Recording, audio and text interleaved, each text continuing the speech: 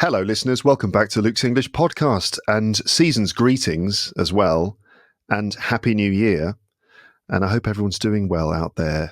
Today on the podcast, it's time for the World News Quiz 2024. Whoa. Yep, that's right. It's become a sort of long-running tradition. I say long-running. It's the third year that we've been doing this. And I'm joined in this episode by Stephen Devincenzi from the SEND7 Podcast. Hello, Stephen. How are you today? Hello, Luke. It's great to be back. Merry Christmas and Happy New Year for when that comes. It's a pleasure to be here. It's extremely windy outside here in southeast England. I can see my neighbours' plastic chairs rolling around the garden. Really? But other than that, yeah, I'm doing very well. How are you? I'm doing fine, thanks. It's not quite as windy here, just a few degrees south of you in Paris. It's not windy at all today, but it is grey and just sort of a bit overcast and generally a bit miserable. I mean, this doesn't feel like Christmas, Stephen. Christmas doesn't look like this, does it? No, it's supposed to be snowing, isn't it? But instead, it's just grey. Yeah, it's grey here as well. Yeah, no snowflakes, none of those Christmassy things, no icicles or anything, just kind of generally grey and overcast. But, that's all right. I'm fine with that. So, yeah, Stephen, welcome back onto the podcast. I think it's been actually a year since the last time, because the last episode that we did together was the 2023 World News Quiz. That's right. It's flown by. It's flown by. It has, hasn't it? How has 2024 been for you? Yeah, I think it's been pretty good. I drove to Spain in the summer, as I have done for the last 3 summers, which is always fun. Spent a lot of time in France on that journey, as you can imagine, and just came back from Bulgaria. So if anybody listens to SEND7 and doesn't know why I wasn't there last week, it's because I was in Bulgaria for a thing. A thing. Well, actually, it was my partner's thing. I just tagged along to her thing. But that was fun. So it was like some sort of thing that you can't talk about, like some kind of special mission in Bulgaria of some kind. I don't know what that would be. Actually, no. I just it was my partner's job, and I've never asked her if I can talk about it on a podcast, so I'm not going to, just in case she says no for some reason. I totally understand. No, I understand completely. Okay, so you were in Bulgaria, for a thing. Yeah, that sounds pretty cool. How was Bulgaria? Yeah, it was great, actually. Yeah, really, really fun. It was just in Sofia, in the capital, because my partner was doing work-related stuff all the time. I had lots of time by myself, so I just walked around, drank a lot of coffee in a lot of coffee shops. And they've got lots of ancient Roman ruins in Sofia. One of them is all in a metro station. So they were excavating to make a metro station, and they found all these Roman ruins in the place where they were excavating. It's really interesting. Yeah. Those Romans, they got around a bit, didn't they? They really did. Yeah. Everywhere, just hiding ruins under the ground. Why would they do that? Put loads of ruins underground and then just bury them and go, there you go. When you build a metro station, when you try to build a metro station in the future, remember the Romans. Going to have all these ruins in the way. That's right. Okay, so Stephen, what is the plan then for this episode? What are we going to do? Because you're kind of I'm sort of what's the word for it? At your mercy in this episode, in the sense that you're kind of like going to be the host of this one. So tell us what the plan is. Yeah, so I've got 20 questions that I've written about things that have happened in the world over the last year, so in 2024. And the idea is for you, Luke, to see how many questions you can get right. And for everybody who's listening or watching, if you're watching on YouTube, they can try and get as many questions as they can, maybe even try to beat you, which I think some people did in 2023. So I'm sure. Yeah. Again, this reminds me of last year, because last year I think I said that I couldn't remember what score I got the previous year. I can't remember either what last year, but it definitely wasn't 100%. It was a pass. It was like at least, I don't know what, 60% at least. But Something like that. so there's Yeah. definitely, listeners, you definitely have a big chance of beating me this year again, especially since, and again, this is another kind of caveat that I made last year, is maybe, trying to cover up for any mistakes or questions I get wrong, is that I feel like I haven't really been keeping up with the news this year. Although, yeah, I said that last year. One of the reasons for that is that I think I used to get a lot of my news on social media, which is kind of the way it is these days, right? The kind of the news landscape is quite complicated these days. I mean, it used to be, my younger days, it used to be a bit more straightforward. You basically had the TV news, you had the radio news, you had newspapers, and that was it. And you would, always watch the news on TV. You'd have newspapers lying around at home, and that's how you got your news. These days, we've still got those things, radio, TV, newspapers, but then there's all this other stuff online, there's social media, different social media platforms, email, newsletters, news agencies which are online, podcasts as well. So for me, I don't really go on Twitter or X.com, as it's called, of course, these days.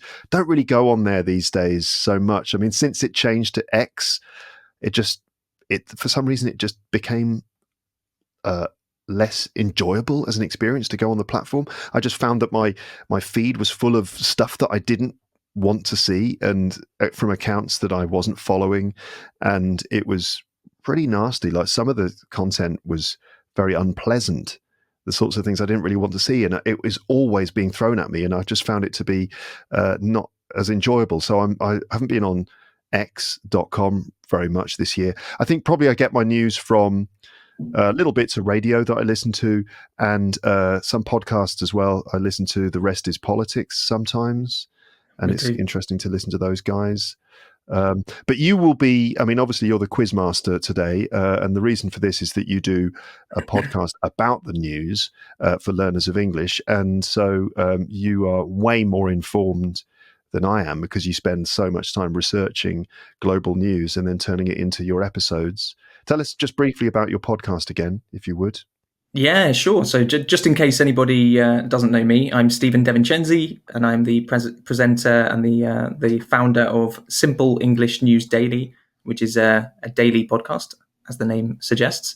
And it's only 7 minutes long. So every day we cover stories from all parts of the world, a couple of stories from Europe, a couple of stories from Africa, a couple of stories from Asia and Oceania, a couple of stories from the Americas. And just in really simple language, we just say what's happened. It's kind of like headlines. It's just a 7-minute episode of the real base of the story. And so, yeah, I've been doing this for 4 years or a bit more. It's, yeah, I think what you were saying there, Luke, about people getting their news from social media more. I've seen some statistics, some data, which suggests that more people are getting their news from social media these days than from older traditional types of media, which might bring into question the term mainstream media, because actually, if more people are getting their information from social media, then you could say that now is mainstream. But anyway, the podcast gets most of its information from professional journalists and things like that.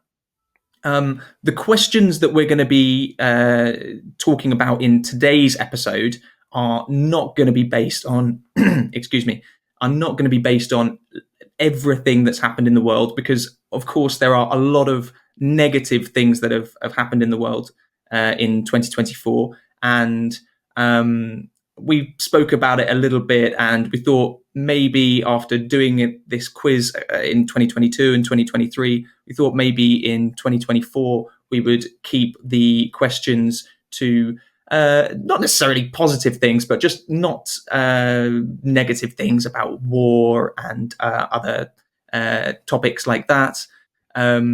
so that we don't trivialize these world events. So all of the 20 questions that we've got for today are going to be about random other events, if that makes sense, Luke. Yeah.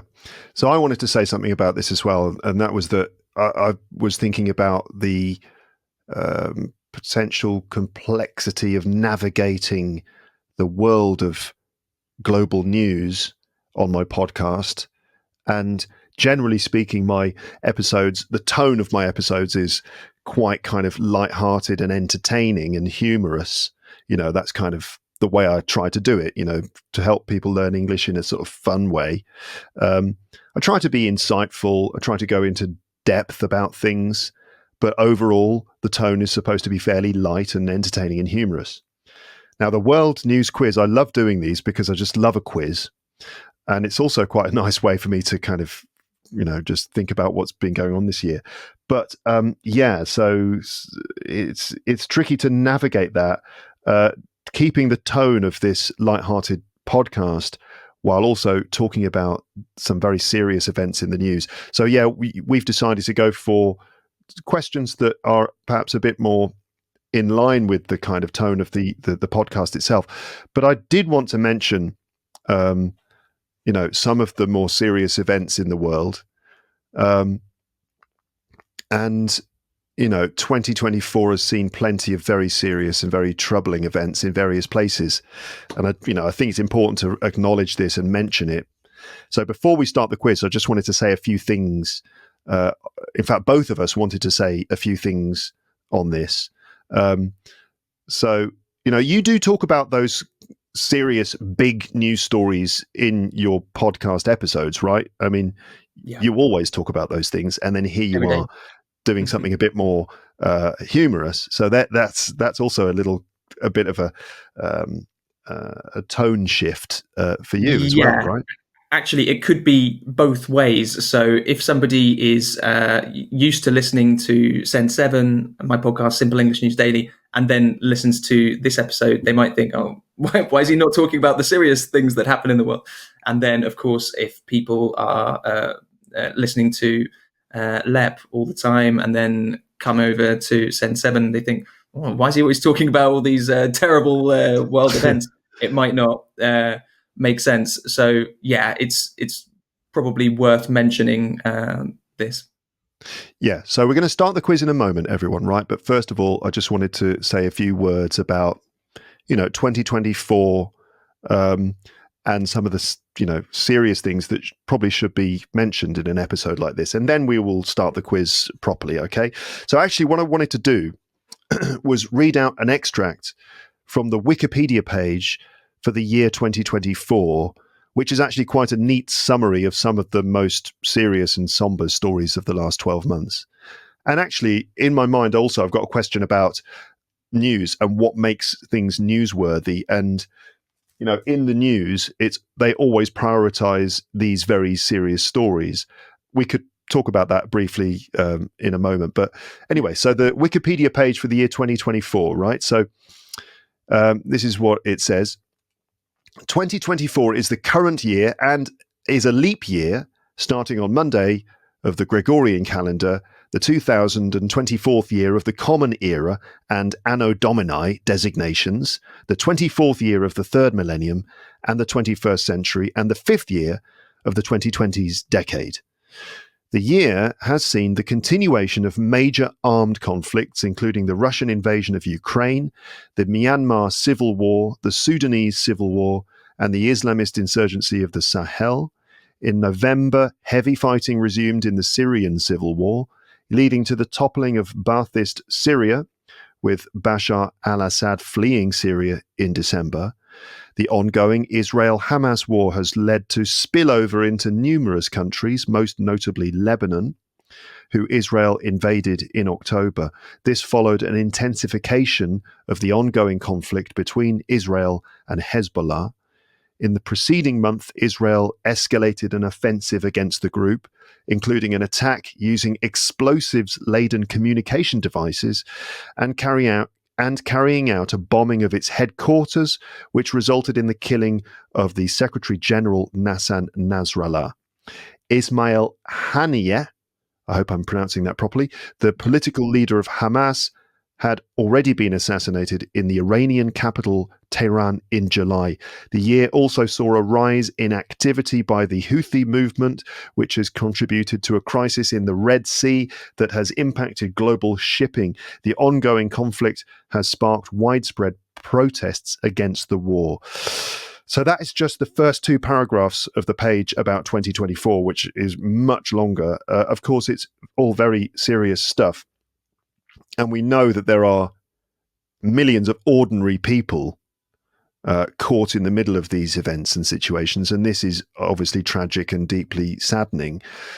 But I wanted to mention that thankfully there are people and organizations who are working very hard to bring relief and medical aid to those who are directly affected by things like this. And we can actually contribute to their efforts by giving them support. Because sometimes in the face of these news stories, we read about these things and you kind of feel a little bit, you obviously feel saddened and it's horrendous. And you kind of feel a little powerless when you understand that there are these huge seismic global political situations, and most normal people are just kind of like subjected to it. So one of the organizations that people can help out by donating to is Médecins Sans Frontières, which is in English Doctors Without Borders. So I just wanted to mention that people could consider donating to Doctors Without Borders in order to help people in need around the world. Let me just give a little bit more information. So this is not a paid promotion of any kind. And I don't mean to, we don't want to preach to everyone or anything like that. You can do whatever you want. But I feel like since we are talking about these global events, it just wouldn't really be right not to mention the serious stuff while also mentioning something that we can specifically do. So Doctors Without Borders is a renowned international humanitarian organization that provides medical assistance to people affected by conflict, epidemics, natural disasters, and exclusion from healthcare. What the reasons why it's a good idea to donate to them? They work on the front lines, often in the most dangerous and neglected areas, providing emergency care to those who might otherwise have no access to medical assistance. And donations directly support life-saving interventions such as surgeries, vaccinations, and maternal health services. Also, MSF, Médecins Sans Frontières, is independent and neutral, which is a really important thing. They refuse funding from governments or from political entities for its emergency programs. And this makes sure that their work remains neutral and independent. And this independence allows them to provide aid solely based on need. Okay. And that's, I think, a really important thing. I could go on. People can find out more by Googling Doctors Without Borders. And that's also where people can donate in order to support the organization if that's what you would like to do. But anyway, I just wanted to mention those things. I think that was really, really, really nice, Luke. Well done. Well said. Okay. Well, so shall we do our quiz now? I think we shall. Yeah. Let's go to it. Okay. Ready for question one? Yeah, I wonder what you're going to ask. I'm now thinking, oh my God, what is he going to ask me about? And I'm just trying to cast my mind back over the last 12 months. It's been a lot of podcasting, I can tell you that much, but other things as well. Yes, okay. I'm afraid there's no podcast-related question, I'm afraid. It's all things that have happened, including question number one. Yes. In January. There we go.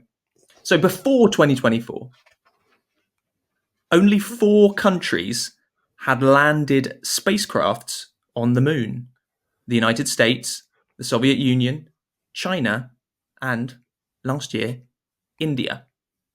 Which country became the 5th country to land a spacecraft on the moon in January 2024? Oh my God.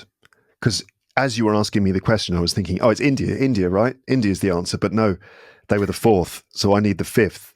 I need to try and think aloud when I'm responding to these questions. You do. I'm thinking at this point, I don't know the answer off the top of my head.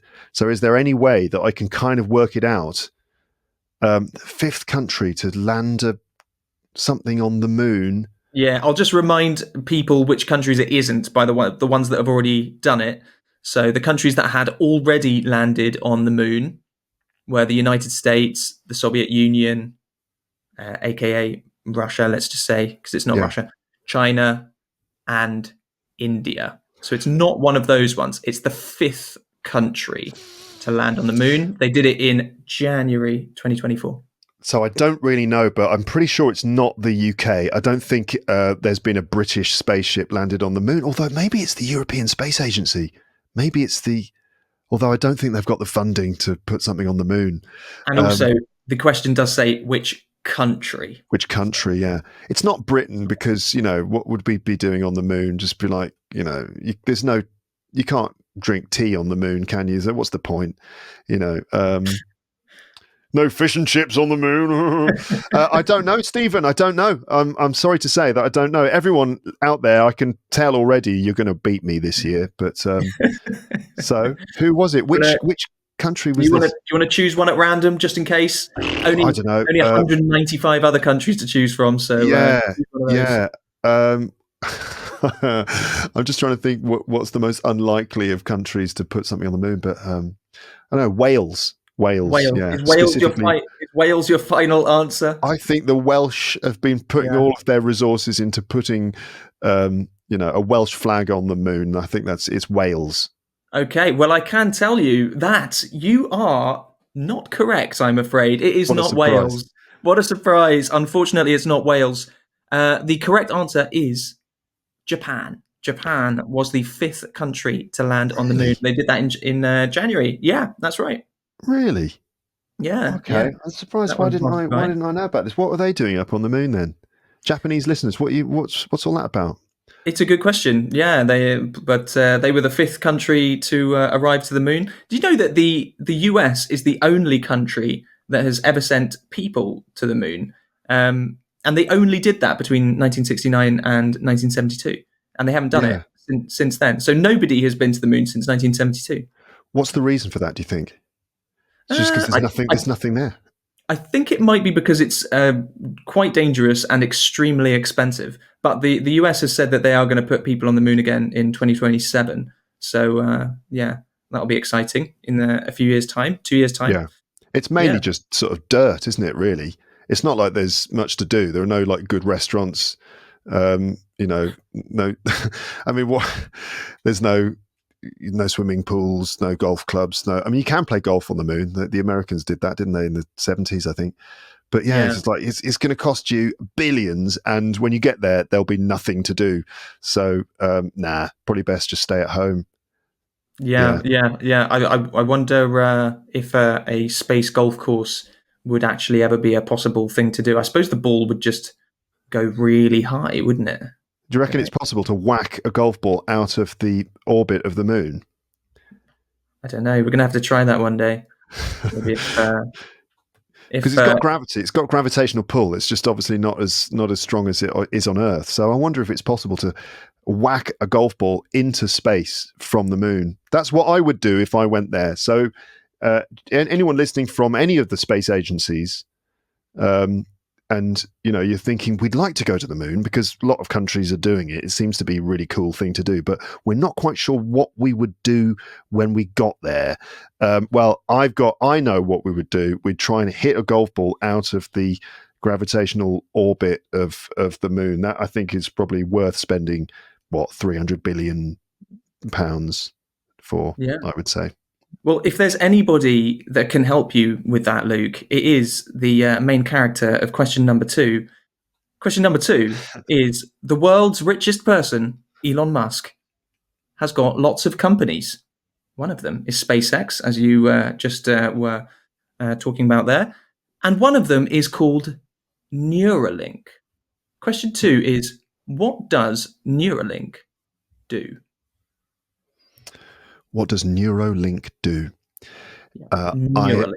I think it connects the brain. It's basically step 1 it's like a Matrix prequel, isn't it? Basically, it's like a prequel to the Matrix. So they've, as far as I understand, Neuralink is a way to connect the human brain to the internet or to a computer and it allows you, I think, to control a computer from your brain rather than some other interface like a keyboard or a mouse or something. You can do it from your own mind. Is that right? That is absolutely right. Well done, Luke. Yeah. Got one right. Yeah. That's completely right. Yeah. So Neuralink actually has implanted, I think they've done it to 2 people now, microchips into their brain, which is such a crazy thing to think about. And they are actually able to control, for example, things on a computer screen. Like I've seen a guy playing chess, moving a mouse around with his, just by thinking it, it sounds so insanely futuristic. But that is actually happening. So, yeah. Wow. I don't know if I am excited or terrified or some sort of combination of the two at this idea. Yeah. It is a pretty crazy thing to think about. But if you think about it in this way, the 2 people who have had it done are paralyzed. So Not as a result. No. Okay, no, of course not. No, they are paralyzed people. They were fine before. So they can move a mouse, they can move a cursor in a computer, but they can't move their body anymore. I hope that they were told. This is not the case. They weren't paralyzed as a result, of course, but no. They are people who were previously paralyzed, of course. So that means that they did not have the ability to move their hands or legs or any part of their body. Like they were paralyzed from the shoulders down. And having this chip has been able to give them a little bit more freedom of being able to do things like, as I say, moving a mouse around a keyboard screen and that kind of thing. I saw one guy playing Mario Kart, which is pretty incredible. Wow. With his brain. So if you think about it from the perspective of somebody who has lost all of their ability to use their body parts, this is really fantastic. Yes, yeah, absolutely. This is a really good positive application of it. Yeah, that's great that someone who's paralyzed can play Mario Kart and as well do so many other really important things. Yes, absolutely. Yeah. And hopefully this is just the beginning of it. Okay, question number 3. In June and July, the Euro 2024 football tournament took place in Germany. Spain were the winners, and one of their players broke the record for being the youngest player to play in a Euros tournament and score in a Euros tournament when he scored against France in the semi-final, aged just 16. God. What was his name? I don't know. But I remember him because he was both 60. He turned 17 during the competition, didn't he? Yeah, a couple of days after scoring that goal against France. Yeah, he was both 16 and 17. During the tournament. I remember that, and obviously made me feel very old and all the rest of it. But I can't remember his name. I'm sorry, mate. I know he's listening because obviously everyone listens to this podcast. But so I'm really sorry that I can't remember your name, mate. But you're really good at football. So swings and roundabouts, isn't it? I suppose. It's like, oh, what's the matter? Oh, Luke Thompson couldn't remember my name. Oh, well, but at least you're really good at football. So it's all right. Yeah. At least he's the youngest player to ever score at a Euros tournament. Okay, well, all of the Spanish listeners are obviously shouting at you right now, Luke, going, I'm so sorry. How could you not remember his name? But Lo siento. Lo siento. How do you say I'm sorry? Lo siento, right? Yeah, lo siento or perdón or what else do you say? Yeah. Perdón, lo siento. Yeah. How do you say I'm an idiot who can't remember important things about Spanish footballers? Soy tonto y no me acuerdo nada de los futbolistas de España. Right, exactly what he said. Okay, everybody, I'm really sorry, especially to the man himself. Is he a man anyway? Right. So I actually, do you know what? I don't think he is technically a man. I mean, by law, he's still 17, so he's still a boy, I guess. Still a minor. Anyway, in the eyes of the law. This minor's name is Yamin Lamal. Yamin Lamal is Yamin Lamal. That's right. Yamin Lamal was 16, now 17, and scored an absolutely incredible goal. I don't know a lot about football, but I knew that that was an incredible goal when I saw it against France from really far away outside the penalty area. Mm. There you go. Okay, Luke, you are on only 1 out of 3 so far. You've got 1 out of 3 right. So, listeners, if Yeah. you've got 2 out of 3 right, you're already beating Luke at the moment. Mm. We're going to stick to I'm, sports. Go yeah. on. Okay. Yeah, I was going Yeah. to say I'm failing at this point. I've only got 33.3 recurring percent, which is definitely below the general pass mark of 60%. This is like what? This is like an IELTS, what, level 4 or 3.5? I'm basically like a kind of elementary level. If this was IELTS, then I'm no university will accept me with this current score. So I need to improve and Well, quickly. here's your chance, because this one is from your home city. And by home city, I mean where you live, not where you were born, of course. Yes. Here we go. In July and August, the Olympics took place in Paris. Why was the men's triathlon event delayed by 1 day? Oh, I love this question. Are you going to Yeah. give people a moment to think? Just in case Yeah. you do that. Yeah. So the men's triathlon, it was delayed by 1 day. Now this is one of the talking points that everyone finds very amusing, and it's something that a lot of Parisian people are sort of quite interested in, let's say. So the triathlon involves 3 different disciplines. There's running, there's cycling, and there's swimming, right? And so the swimming part was planned to take place in the River Seine itself. They were going to go in Seine. They were going to go insane and actually jump in the Seine. And I say insane because for some people that was a crazy idea, because the Seine is not very clean. Although these days, according to the mayor of Paris, it's fixed. It's just clean now. But no. So the reason it was delayed, is because every day they had to take water samples from the river to check the level of, for example, very harmful bacteria and other things that you don't really want to be swimming with. And the day it was supposed to happen, they checked the water quality and it wasn't considered safe to swim in. Which, the athlete, I don't know how the athletes felt about this, but then so it was delayed by a day, and they checked the quality of the water again, and on that particular day, it was okay. I mean, it's I don't know if they had like a pass mark like I've got in this test, where it's like the previous day it's 61%. No, sorry, this is dangerous. But the next day, 59%. So yeah, that's fine. You can swim in that. Just don't open your mouth if possible. It sounds like it. Yeah.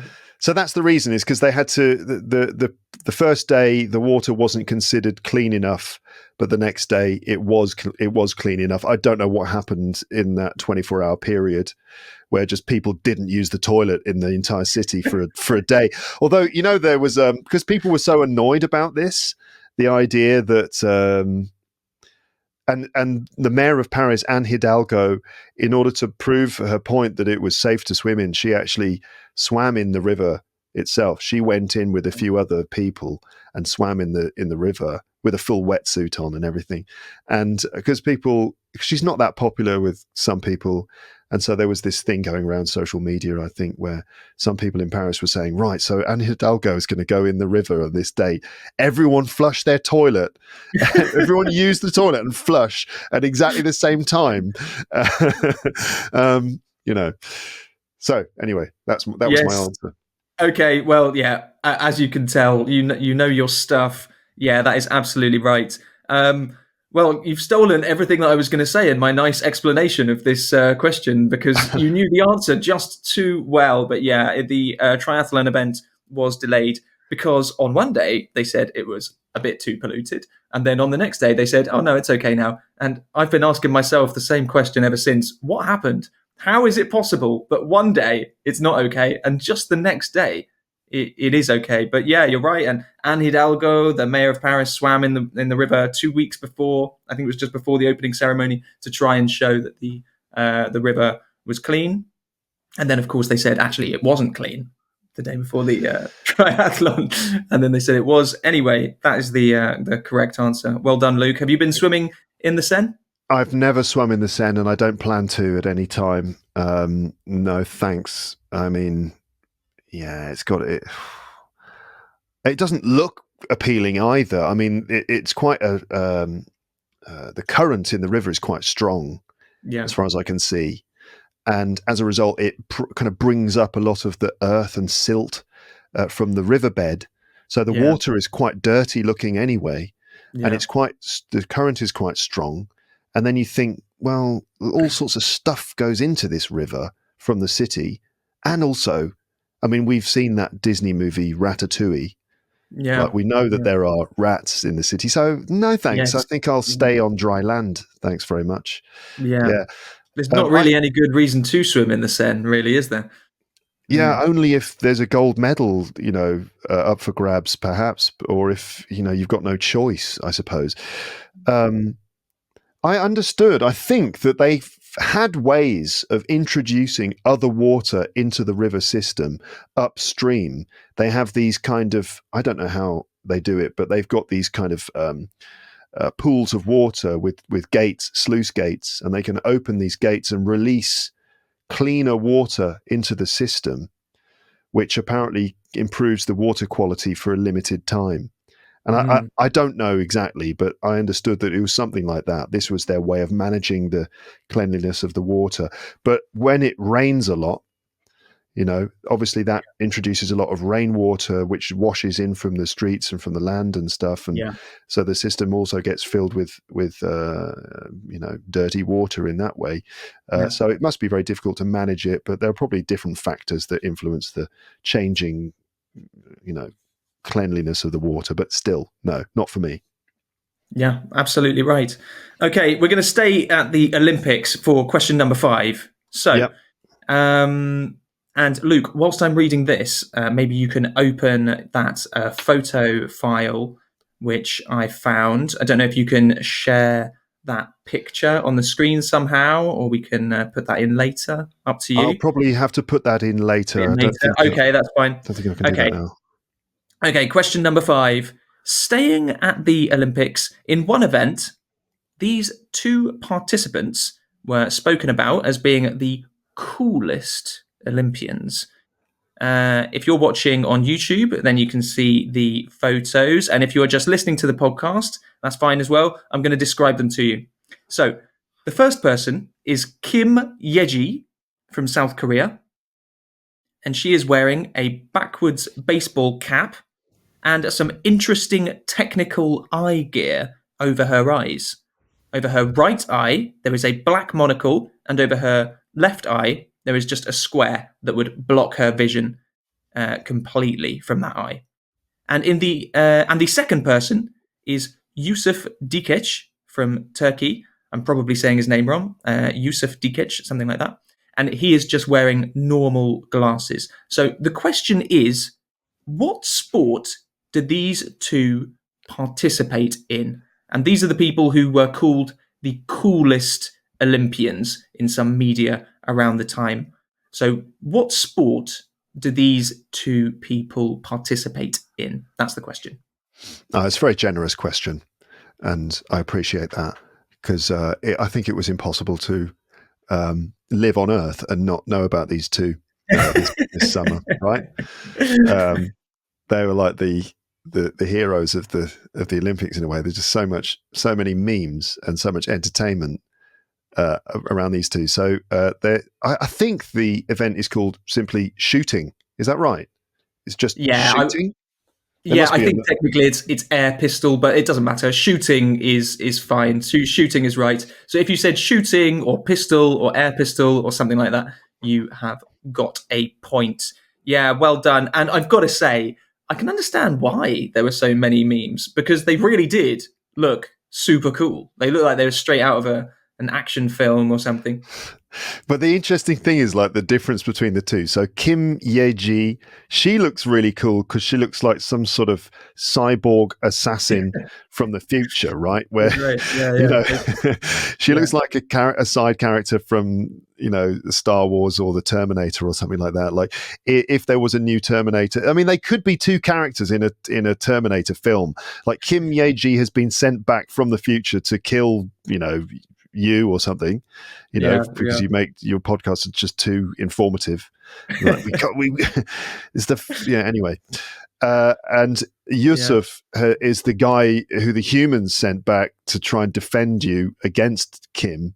Yeah. Yeah. Because she looks I want to so. watch this film. Yeah, totally. Yeah, But yeah, it would. Yusuf is the complete opposite, right? He is so cool because he looks like he just doesn't try at all. He's got his hand in his pocket and he's just like bang, just Yeah, like it's the easiest thing he's ever done in his life. yeah, totally. She looks like a James Bond villain with all of the technology, and she's like got all the technical gear and everything, and then Yusuf just rocks up and just literally stands there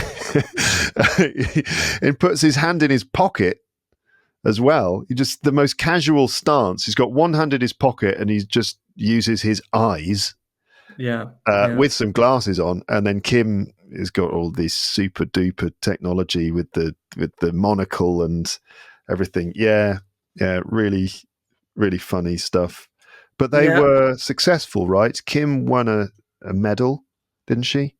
Yes, I think. Sorry, I should know this. I think one of them got silver, or maybe both of them got silver. I think. Yeah. But I think they both got medals of some kind. Yeah. Yeah. Just interesting, the two different approaches. And also Kim, she looks so kind of badass, like a ninja or assassin or something. But also, she was holding like this cuddly toy or something as well, wasn't she? Oh, I don't remember that. I didn't in see her that. pocket, or maybe in one of her hands, she had this little fluffy elephant, which was kind of an interesting combination of like this badass looking assassin with a little cuddly elephant toy in her hand. But in reality, I think she's not, this is just, she just looks like that because she was being so serious and doing her best to shoot accurately. And I think in interviews, she's a much more smiley and warm person. But obviously she had to focus really hard. She was wearing the cap because she wanted to try and keep the hair out of her eyes, and the technology is probably something that works for her. Whereas Yusuf, I think according to him, he just prefers to shoot without the encumbrance of the technology attached to his head. And he finds that just using the naked eye is what works for him. So, it's an interesting sport, that you can use the technology or maybe just simply the naked eye is the best approach, but, different things for different people, I suppose. Yeah, and all about having a steady hand and controlling your breathing and stuff like that. And I think that I'm not sure if this is for air pistol, but for some shooting things, they even know they can like listen to their heartbeat and know to shoot based on the rhythm of their heartbeat, so that they know that they can hold the position better or something like that, which is just incredible. Yeah, you got to hold your breath, and because the heartbeat obviously creates a pulse that runs through your whole body, and that can probably move your arm by just millimeters or micro, very small amounts, micromillimeters. So you just like wait for your heartbeat, and you shoot between each beat. Yeah, incredible. Yeah. Did you ever play Metal Gear Solid, by the way, the computer game? Metal Gear Solid. At my friends' houses. I don't think I had it myself, but I remember going around to their houses. It's like it's like a shooting game, but it's more based on spy side of things, right? So you're doing everything really slowly, no? Yeah, it's a strategic espionage kind of shooting game, and there's just one scene where he has to use a sniper rifle. And these things come into play as you're playing. You kind of realize that his breathing affects your ability to shoot accurately, and also you realize that he needs to take diazepam, and that part of the way you actually succeed the mission is that you have to get some diazepam and he takes the diazepam and it slows down his heartbeat, and it allows him to complete the mission. So it's kind of interesting. Diazepam is Valium, right? Yeah, that's right. I mean, I expect that using Valium in the Olympics would not be allowed, but it's just interesting to see the different factors involved in a sport like that. Absolutely. Okay, moving on. Question 6. In July, millions of Windows computers crashed around the world. You remember this? Yeah, I do remember this, but as an Apple Mac user, I was just like, yeah, fine, carry on, everyone. Just I don't care. Good for you. Well, let's see if you were paying attention to the problem for other people then. Yeah. This affected all types of businesses, most notably government services, airports and hospitals, and it is believed to have cost the world $10 billion. But what caused the problem? And I've got some options for you for this one, A to D. So, what caused the problem? A faulty security update. B, a cyber attack. C, broken undersea cables. Or D, a fire at an important server. Should I say those options again? Yes, please. Okay, so what caused this all of those computers to crash all around the world? Was it A, a faulty security update, so a problem with the security update, B, a cyber attack, C, broken undersea cables, or D, a fire at an important server?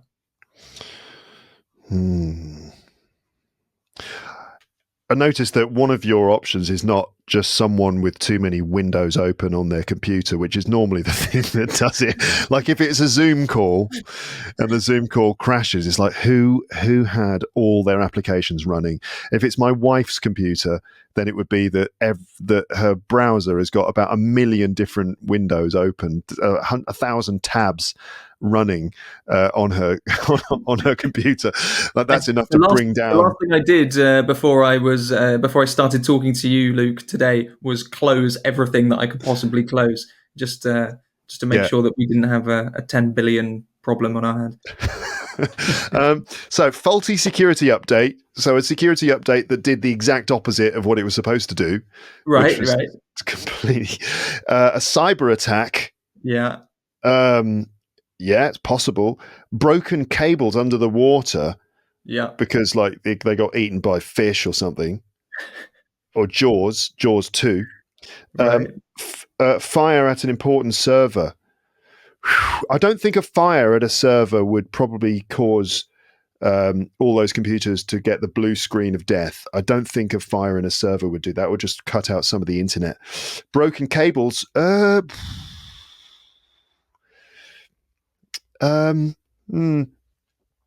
attacks, faulty. I'm going for faulty security update. I think that's probably it. It's probably just something as annoying as that you like security update. Yeah, I want to make sure that my computer doesn't crash and that all my data is secure. Yeah, I'll do that. Meanwhile, millions of other people around the globe are doing it, and then oh god, don't download that security update. Okay, whatever you do. Oh no, millions of people have already downloaded it. I think it's the security update. Yeah, you are absolutely right, Luke. It is a faulty security update. So there's this company called CrowdStrike, which is a cybersecurity company, and they pushed out an update, and millions of people downloaded it, as you do. And they realized very, very quickly, I think it was within 1 or 2 hours, they realized that it had a mistake in it, which was going to stop all of these computers from working. But it was too late. And even after just a couple of hours, so many millions of people had already downloaded it, or so many millions of computers had already downloaded it, that it caused all of these terrible problems. And it caused problems for weeks to fix all of these computers, which needed some other kind of manual update to correct them. So yeah, I even had just booking an appointment at the doctor's. Their system was down and they had to do everything on the phone instead, the old-fashioned way. But there were a lot of problems around the world, especially airports had a lot of problems. But yeah, it was all down to a faulty security update. That was it. Oh God! Imagine being the person responsible for that. You'd be absolutely devastated, wouldn't you? Yeah, terrible. I mean, that's worse than the Millennium Bug. Do you remember the Millennium Bug? Yeah, but the Millennium Bug didn't really exist, did it? It was just something that we were all planning for, and we're showing our age here, Luke. But yeah, I mean, we're all planning for it just in case something would happen, and then nothing did happen. Nothing happened, but people were talking about planes falling out of the sky because computers weren't ready for the year to change to 00. They thought that would just end civilization, but no, it was fine, thankfully. All right, I'm doing a little bit better now. I've got 3 out of 5, 60%. I'm better than that, Luke. You've got 4 out of 6. Oh, have I? That was question 6. You've got 4 out of 6. Yeah. Yes. Yeah, well done. You've What's really that as a percentage? pulled yourself up. That is 66.66%, isn't it?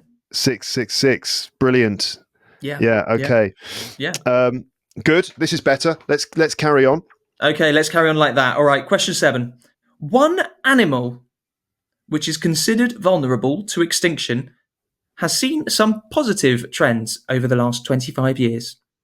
Before the growing number of humans, there were probably over 25 million of this animal in the world. However, today there are only just over 400,000. So today there are about 400,000 of this animal. The good news is that the population seems to have stabilized and even grown a little bit over the last 25 years, mostly because of conservation efforts. What animal am I talking about? So let me just whack the microphone there. All right, so there used to be 23 million. But before the population of humans went crazy, there was probably, people think that there were probably 25 million of these animals. Okay. And then the population came down and down and down and down. And today there's only 400,000, and they have been considered at risk of extinction. But over the last 25 years, and recently, the reason that this was in the news this year is because there was some positive reports about this animal, showing that the population has stabilized and has even grown a little bit over the last 25 years. And I'll give you a little bit more information. They've actually, in some places, have even caused a bit of problems by there being too many of them in some areas. And I don't want to give too much information, but that'll do. Okay. So an animal that used to be doing really well, and then humans came along and not so good anymore, and they've dropped down to a fraction of their former numbers, but they're kind of coming back a little bit. The only animal I could think of, I mean, obviously I can think of a lot of animals, but might not be the right ones. But the only animals that I can think of that might fit the bill for this is possibly wolves. Are we talking about wolves here? Because obviously there used to be a lot of wolves. And then, as you can see from so many children's stories, us humans decided that wolves were a really bad thing. And a lot of them got killed, and then they've been we've realized how important they are to natural habitats and stuff. And I think a lot of them have been, in a lot of places, wolves have been reintroduced quite successfully in places like Yellowstone National Park and stuff. So I'm going to say wolves, but I could easily be completely wrong. Okay, I'm going to tell you that the answer is not wolves. The answer is not wolves. And I want everybody who's listening to remember the answer that they've got right now. I'm going to give you the opportunity to get half a point instead if I give you one extra piece of information. So you can have half a point, Luke, and everybody else who's listening, if I tell you that this is an African animal. It's an animal which is in Africa and a bit in Asia, but mostly in Africa. Oh, all right. What animal? Half a point if you can get it with that info. Elephants. It is elephants. Well done, Luke. Okay, great. Okay, there you go. You salvaged half a point there. So now you've got 4.5. 4.5 out of 7. It is elephants. So elephants, they say probably. I don't know when exactly, but the people think that there were 25 million elephants on the planet at some point, most of them in Africa, some of them in Asia. And people were hunting them for their ivory, that is their tusks and their teeth. And of course, when people build cities and things like that, this also has a bad effect on the elephants, and they came down and down and down and down. And there were lots of conservation efforts that mostly started about 25 years ago. And positive news, it's actually worked. And today, the situation for the elephants has stabilized. And in some areas, they've actually been growing. And there was one story that came out this year from Botswana. Botswana says that it's got too many elephants. And they've been trying to send them to other countries. Some other African countries, they've said, can you have some? And they've gone, okay. And they've taken a few thousand. And there was a story about the president of Botswana threatening to send 20,000 elephants to Germany because the German environment minister was complaining about about the way that Botswana was treating its elephants, and saying that some of them should be able to be killed, essentially, because they have too many. And so the president of Botswana said, okay, well, look, all right, fine, then you can take them then. So they said, you can have 20,000 elephants. That didn't actually happen, but he did threaten to send 20,000 elephants to Germany. Wow. Incredible. Imagine if he'd actually done it. And then, in Germany, they'd just be like, oh, God, we've got all these elephants. What are we going to do? It's really difficult to get to work. There's just too many elephants. Ride them, turn them into a new Uber service, Uber elephants. Yeah, maybe. Oh, wow. Okay. Interesting all story. Right. Sticking with animals, Number 8. A baby hippopotamus went viral this year, a few months after being born in Thailand, and caused a massive surge in visitors to the Khao Kio Zoo.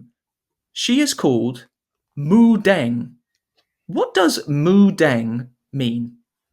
Does Moo Deng, A, mean dirty cat, B, bouncy pork, C, sticky chicken, What? or D, Sorry?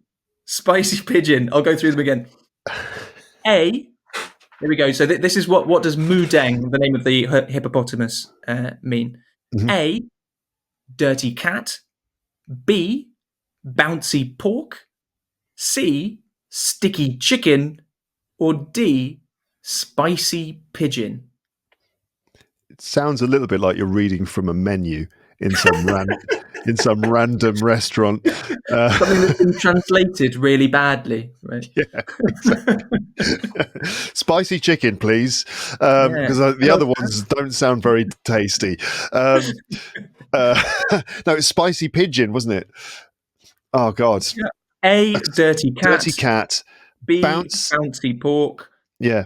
C, sticky chicken. Or D, spicy pigeon. Which one of those is Moo Deng? So bouncy pork, the word pork in English refers to the meat. So you would, eat or not eat pork. Pig is the animal, right? So the animal's name is pig, and the meat that comes from a pig is called pork. But sometimes people mix up the words pork and pig. So I was wondering if maybe it's bouncy pork because a baby hippopotamus is a bit like a bouncy pig, isn't it, in a way? So I think it's probably bouncy pork, meaning bouncy pig. I think it's that. Luke, you are absolutely right. Yeah, Yay! It is the bouncy pork. That is completely right. You got 5.5 points. I actually, in some translations that I could see of the name, sometimes it was bouncy pig and sometimes it was bouncy pork. So I think it might be that in Thai, they don't have two words. They just say the same thing for pig and pork, which makes sense. The same as we do for chicken. I don't know why we change the word for pig and pork, cow and beef, but we don't change the word for fish or for chicken. But I don't know. There'll be some story about the Norman invasion of Britain and something poultry versus upper class people eating beef and pork but not chicken because that's for lower class people, something like that. Could be that. Yeah. You're probably right. Yeah. Okay, should we move on to question 9? Yes, let's do it. The price of chocolate has risen dramatically in the last 2 years. Yeah, All tell me around about the it. world. Yeah, Yeah. my wife and I have noticed it. Anyway, yes. Do you know why? Wrong question. Inflation, or why has the price of chocolate risen around the world? Just to be clear, this is not question 9, but Oh, okay. this is not question 9. But do you know why? There could be all kinds of factors, but I suppose it's something to do with one of the ingredients involved in making chocolate has become harder What's to it called? get. So cacao, is it? Yeah. Cacao, or cocoa. Yeah. So, okay, here's question 9. The price of chocolate has risen dramatically in the last 2 years all around the world because of rising cocoa bean prices. The price of cocoa beans has doubled over the last year. So, unfortunately, the price that we all pay for chocolate is probably going to keep on rising. Heavy rain and other poor conditions have made bad cocoa harvests in the 2 West African countries that produce most of the world's cocoa. Can you name either of those countries? So all you have to do is name one of the 2 countries, which is in West Africa, which produces most of the world's cocoa. Together, these 2 countries make 2/3 of the world's cocoa. So if you've eaten chocolate, it's probably come from there. If you West can name, Africa. yeah, that's right. If you can name either of these countries, you can have a point. Right. So you would imagine, wouldn't you, that these countries are going to be fairly developed if, like, something like, what was it, 65% of the world's cocoa comes from these 2 places. So they're probably going to be the more well-established countries. So I'm thinking of the bigger nations, the sort of perhaps richer nations like Nigeria, Cameroon. I don't know. So I'm trying to make an educated guess. But I mean, there's a large chance I'm going to be wrong about this, right? Nigeria, Cameroon, but so the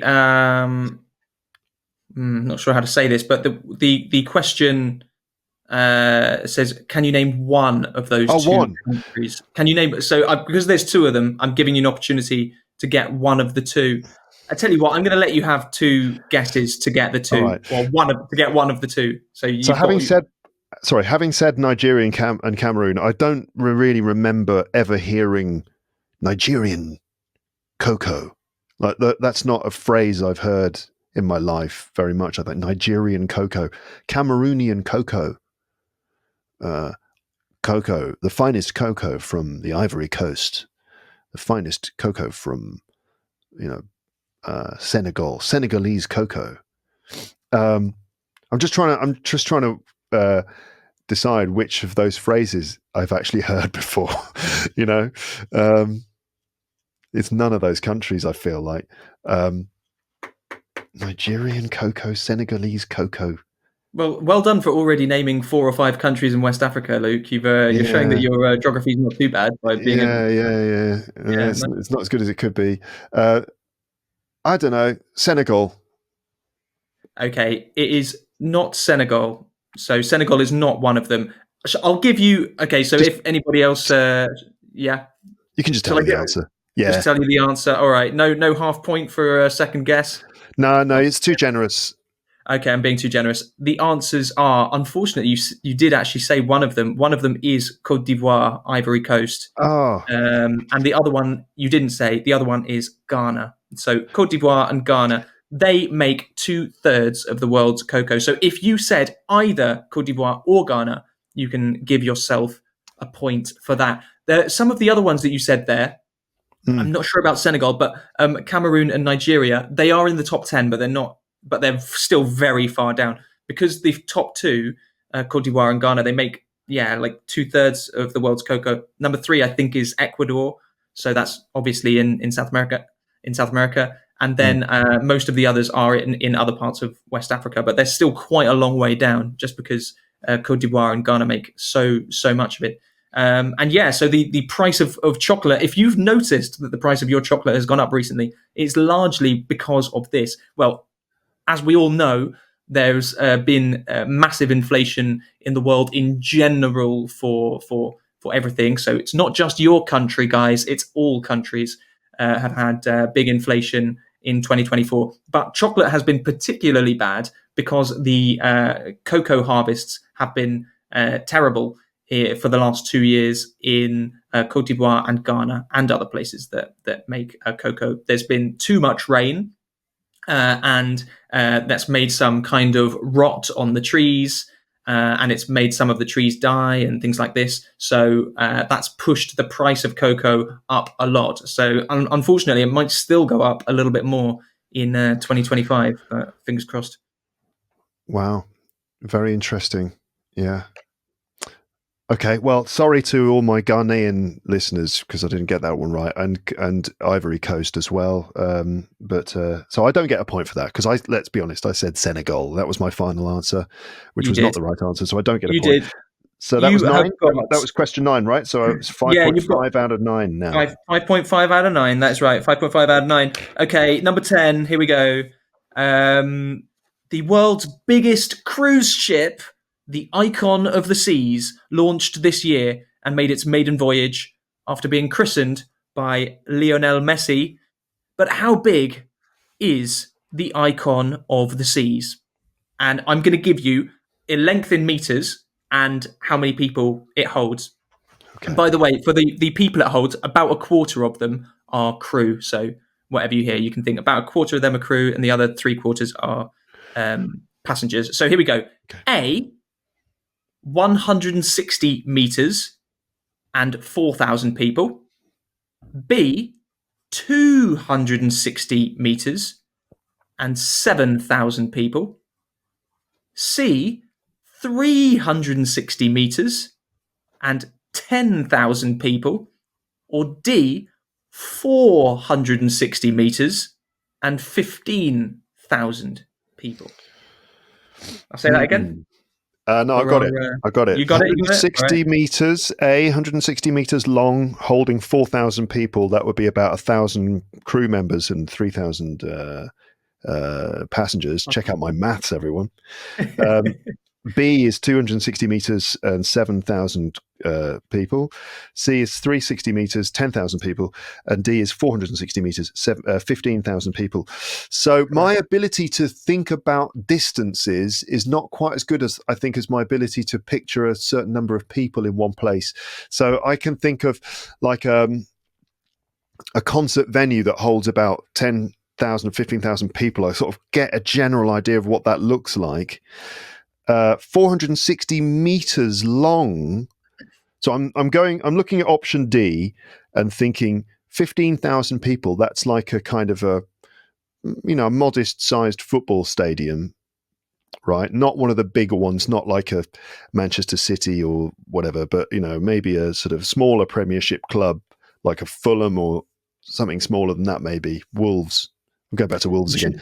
Of course, bear in mind that they're all going to be having their own bedrooms on this ship. Right. So yeah, because a small football stadium is already massive, and that's just seats. That's just people sitting in seats. But now imagine all of those people having a place to sleep. Everyone's got their own cabin.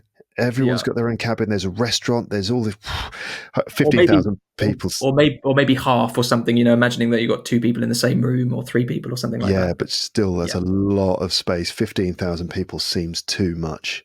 But this is the biggest. And of course, this is the biggest ship in the world. So it's got a cinema and swimming pools and a gym and, some, I think it's even got slides and things going into the pool. And plus 460 meters long. I'm still looking at option D. That's really far. I mean, that's like nearly half a kilometer long. That's ridiculous. Can't remember how long a football pitch is. That's normally the kind of yardstick for this sort of thing, isn't it? It's like the length of 4 football pitches. You get an idea of how big it is. I think D is too big. That's insane. That's far too big. It's probably going to be D now, but 7,000 people. I think 260 meters, 7,000 people seems feasible, and for that reason, I think it's not going to be the answer. I think it's going to be something astounding, like 10,000 people, but not quite as astounding as 15,000 people, which is just too much. So I think 15,000 people is unimaginable for me. 7,000 people seems quite reasonable for a huge ship. So I think it's going to be somewhere in between. I'm going 10,000 people, 360 meters long, about a third of a kilometer long. Option C. Yeah. Yeah. Well done. That's right. Yeah. It's C. Well done. It is 360 meters long, and it holds 10,000 people, something like 7,500 passengers and 2,500 crew staff. Wow. So, it is. It's pretty insane. It looks like a city. And absolutely amazing. But the feats of humanity. Well done, Luke. You've got. Speaking of feats of humanity, you've got 6.5 out of 10. That's pretty good. It's pretty good. It's still a pass, isn't it? IELTS 6.5. It's like that'll get me into a fairly decent university. Okay. Yeah, that's right. Okay. We're coming on to elections for the next two questions. Here we go. 11. Donald Trump became the first president in over 100 years to win a non-consecutive term as president, after winning in 2016 and losing in 2020. But by what percentage of votes did Trump beat Kamala Harris? Is it A, 1.5%, B, 3%, C, 4.5%, or D, he didn't? She got more votes than him, but he won the presidency anyway because of the electoral college system. So, by what percent did Trump beat Kamala Harris in the US presidential election? Was it A, 1.5%, B, 3%, C, 4.5%, or D, he didn't beat her on percentage of votes? She got more votes than him, but he won the presidency anyway because of the electoral college system. So this is interesting, option D there, just to kind of talk about that a little bit more.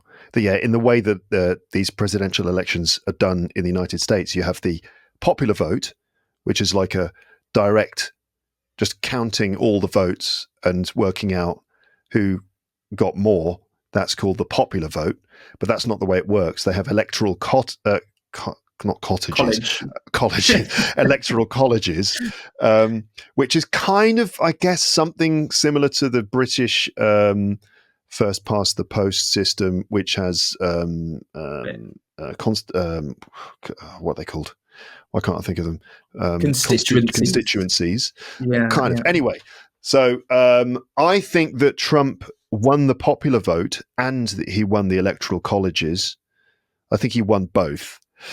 And it was a significant margin. So I think, again, it's option C. I think he beat her by at least 4.5%. Am I right? You are not right, I'm afraid. That is wrong.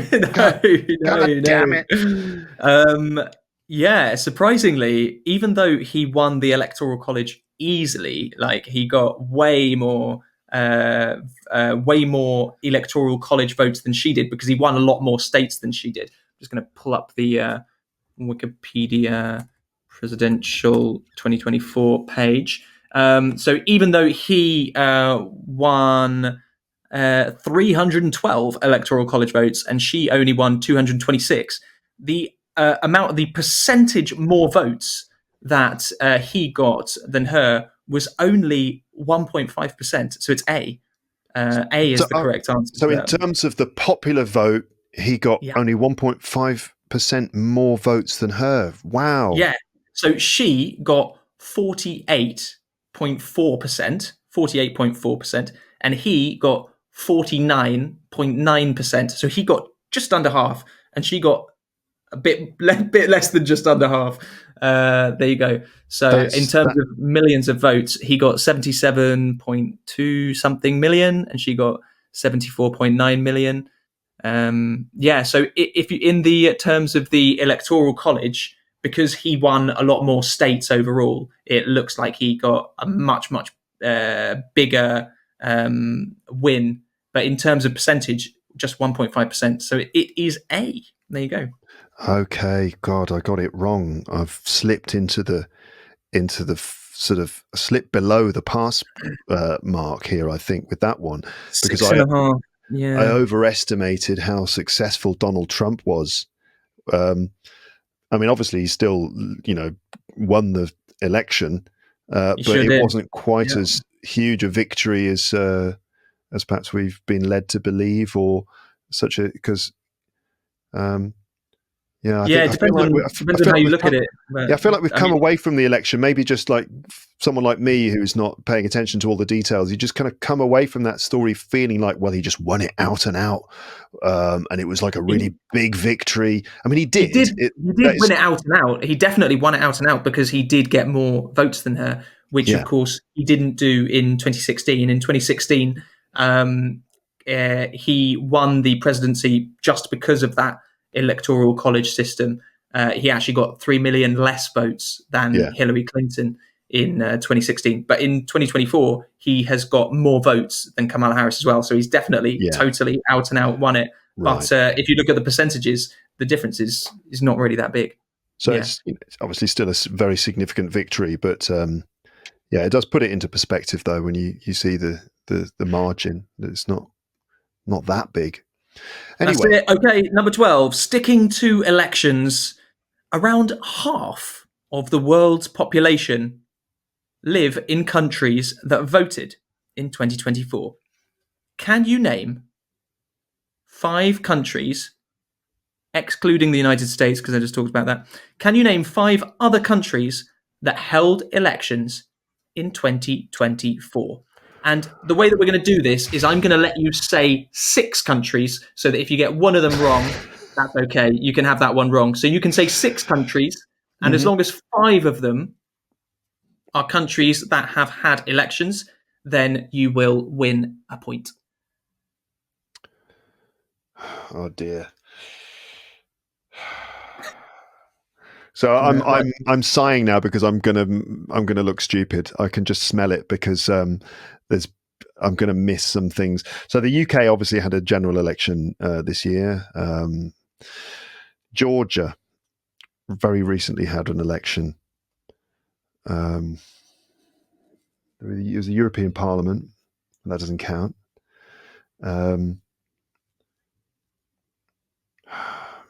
Didn't Japan have an election this year? Tell me I'm right or wrong about that. I mean, I'm not going to change my answer. You're not going to change your answer? Okay. No.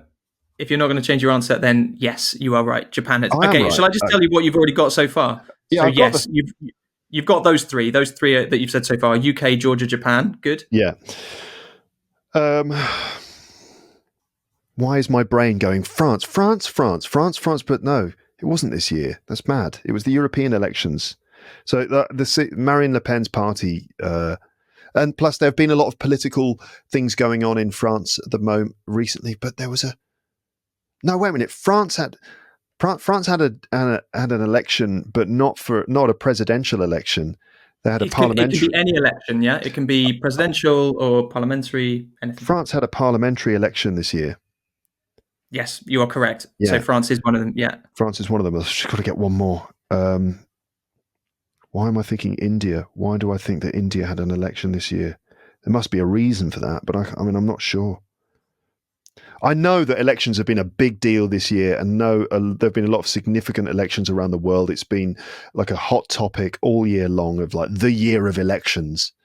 So the fact that I'm struggling to name 5 countries that have had elections is disappointing for me and slightly embarrassing. But I'm going to add India to the list, but I'm really sorry. You are right.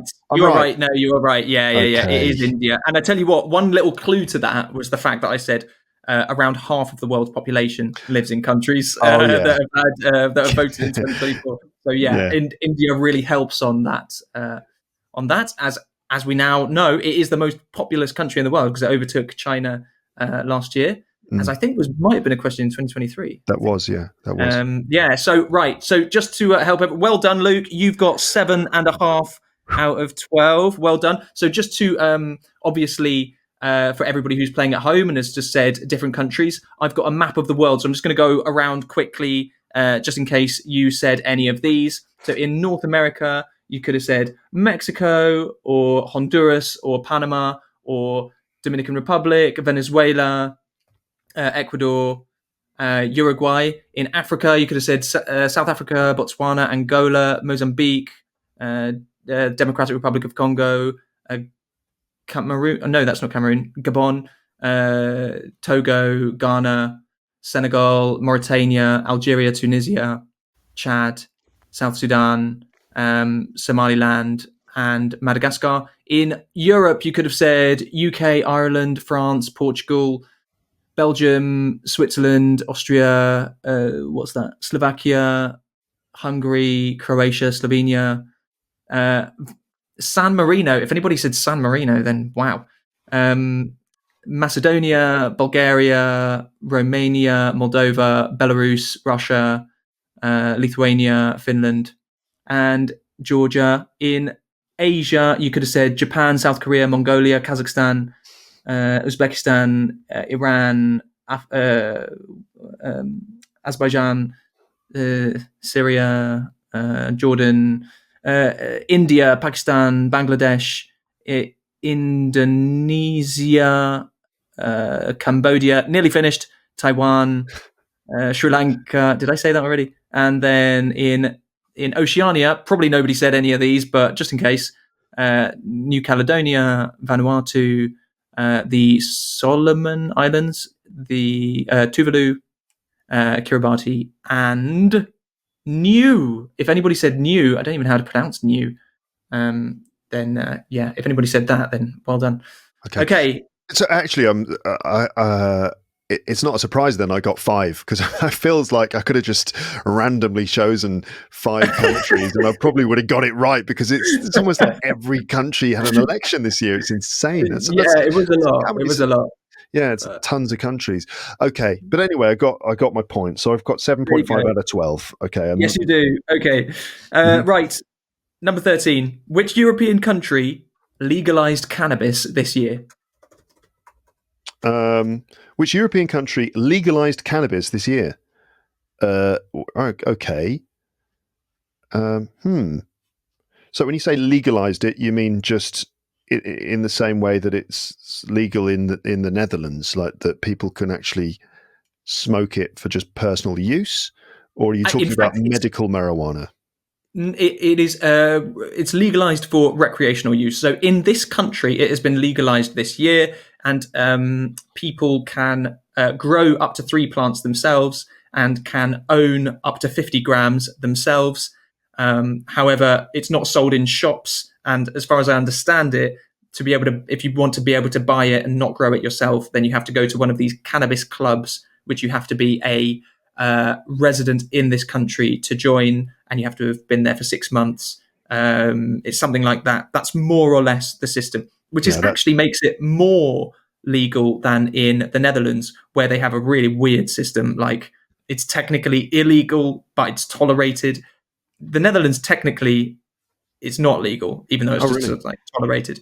Yeah, but in this country now, it is actually legalized for recreational use. So that happened in 2024. Which country? And interesting that those laws obviously were to try and prevent sort of the tourism, kind of cannabis tourism that can happen as a result of that sort of thing, where you have to be a resident. You know what? I don't know. I don't know.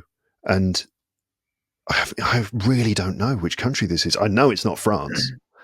I mean, unless it was France and I've just forgotten, which probably would kind of would be a reason why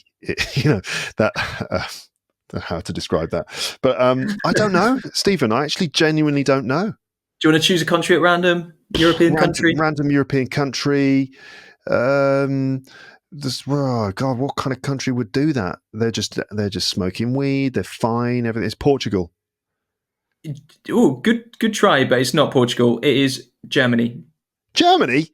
Yeah, I know. Yeah, this one What? really flew under the radar. How Yeah, did I not know Germany. that? I know. Yeah.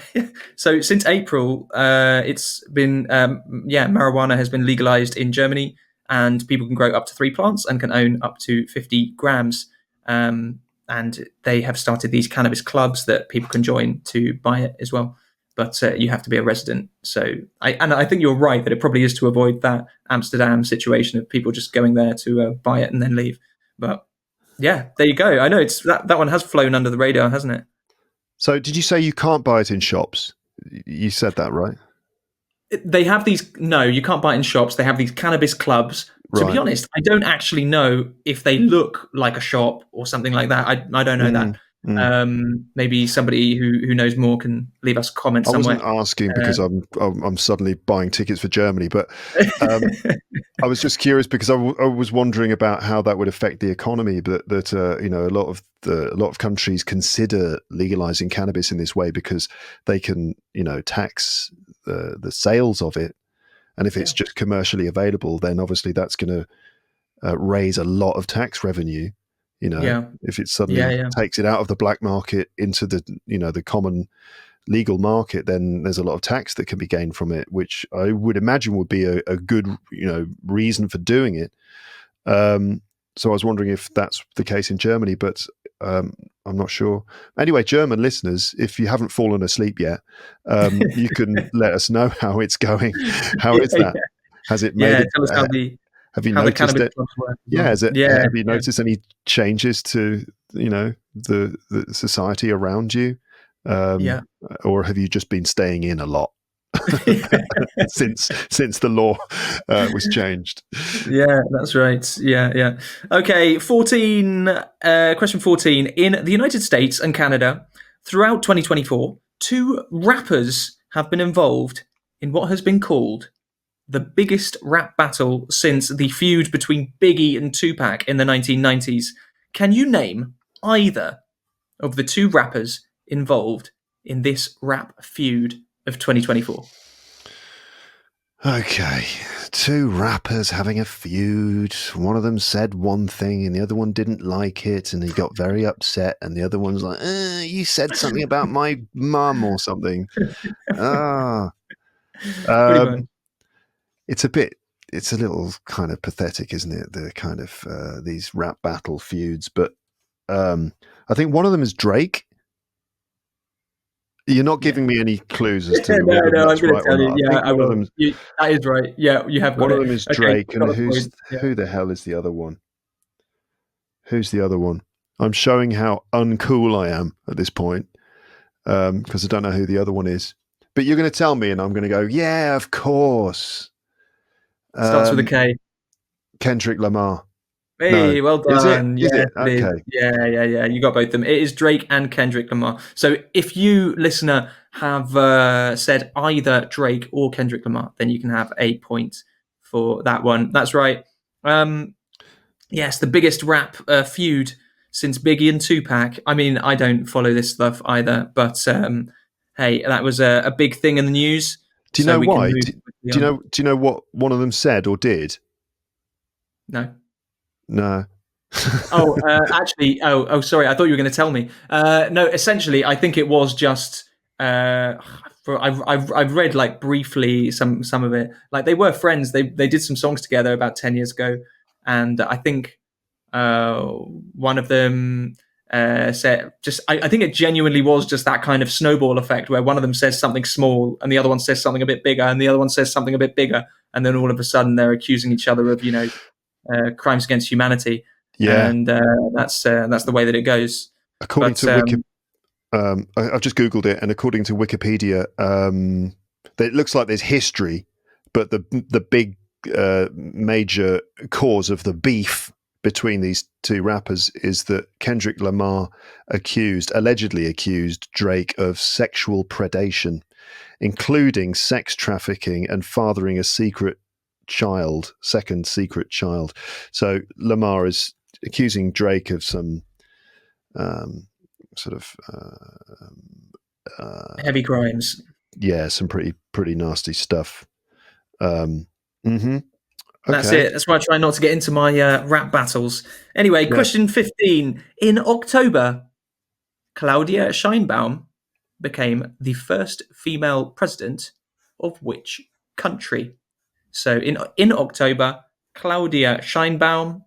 I'm saying that in the way that people would probably say it in this country, but Claudia looks like Claudia to an English audience. Claudia Scheinbaum became the first female president of which country? Scheinbaum. Sounds kind of German, doesn't it, everyone? Right? But it can't be Germany because they had Angela Merkel for all those years. So Claudia can't be the first female president. Where else do they speak German? Austria? There was an election there this year, wasn't there? We heard that earlier. Could it be Austria? Switzerland? I'm sure there are other places where German is spoken, but I'm going to just cut to the chase and I'm going to say Austria.